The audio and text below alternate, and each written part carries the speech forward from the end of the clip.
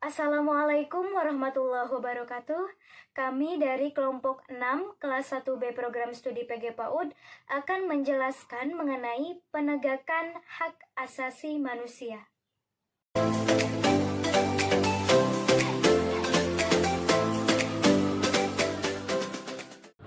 Assalamualaikum warahmatullahi wabarakatuh. Perkenalkan, nama saya Siti Afatul Arifah, NIM 2005-614. Hak dan kewajiban warga negara. Hak merupakan segala sesuatu yang pantas dan mutlak untuk didapatkan sebagai warga negara sejak kandungan. Hak kewajiban seperti pekerjaan, kehidupan yang layak, menikah, pendidikan, serta meluk agama. Kewajiban merupakan sesuatu keharusan bagi individu dalam melakukan suatu peran sebagai warga negara guna mendapatkan hak yang sesuai dengan kewajiban tersebut. Hak kewajiban warga negara seperti bela negara, keamanan, menghormati hak asasi manusia, serta keamanan negara. Assalamualaikum warahmatullahi wabarakatuh. Perkenalkan, nama saya Sri Adeningsi. Saya dari kelas 1 BPG PAUD dengan NIM 2054421. Saya akan membahas mengenai perlunya harmoni hak dan kewajiban negara dan warga negara. Setiap warga negara harus memiliki hak dan kewajiban. Namun, kebanyakan warga negara Indonesia mengenai hak dan kewajiban sangat tidak seimbang. Sebagai warga negara, kita harus mengetahui hak dan kewajiban yang tercantum dalam hukum dan aturan-aturan yang berlaku. Jika hak dan kewajiban terpenuhi, maka warga negara akan aman dan sejahtera. Maka dari itu, perlunya harmoni hak dan kewajiban negara dan warga negara untuk menciptakan kehidupan bernegara yang harmonis dan berkesinambungan dengan kepentingan rakyat dalam memenuhi hak dan kewajiban oleh negara. Sekian yang dapat saya sampaikan, kurang lebihnya mohon maaf. Wassalamualaikum warahmatullahi wabarakatuh. Perkenalkan, nama saya Sulastri Nurmalasari dengan NIM 2000878. Di sini saya akan menjelaskan mengenai sumber historis, sosiologis, politik hak, dan kewajiban warga negara. Yang pertama ada sumber historis atau sumber yang berasal dari sejarah. Poin yang pertama ada perkembangan hak asasi manusia di dunia. Perkembangan hak asasi manusia di dunia ini ditandai dengan adanya 3 peristiwa penting yang terjadi di dunia barat. Yang pertama Magna Carta, yang kedua Revolusi Amerika, dan yang ketiga ada Revolusi Prancis. Lalu poin yang kedua ada kewajiban dasar manusia Universal Declaration of Human Responsibilities pada tahun 1997.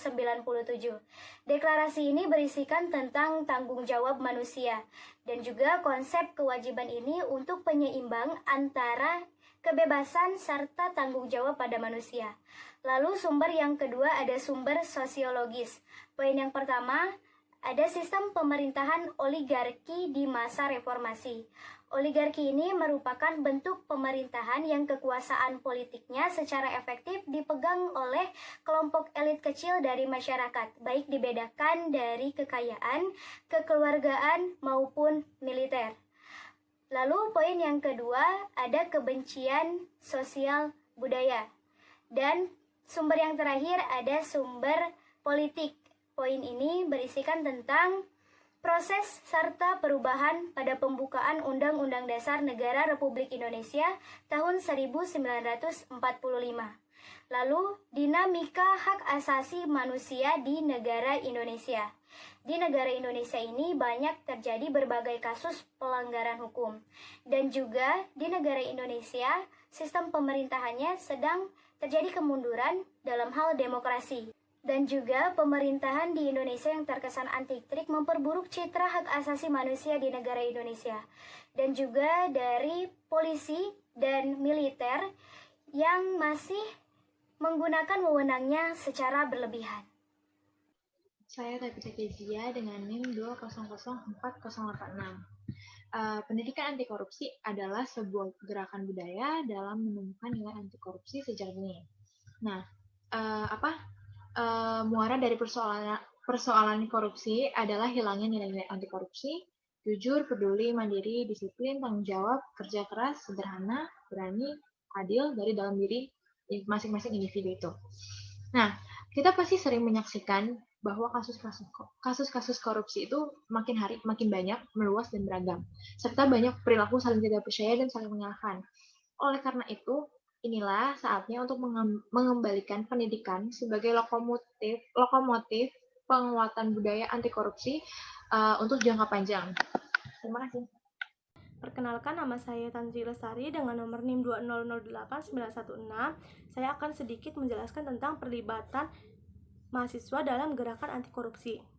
Keterlibatan mahasiswa dalam gerakan anti korupsi dibedakan menjadi 4. Yang pertama yaitu dalam lingkungan keluarga, yang kedua lingkungan kampus, yang ketiga masyarakat, yang keempat yaitu tingkat nasional dan lokal.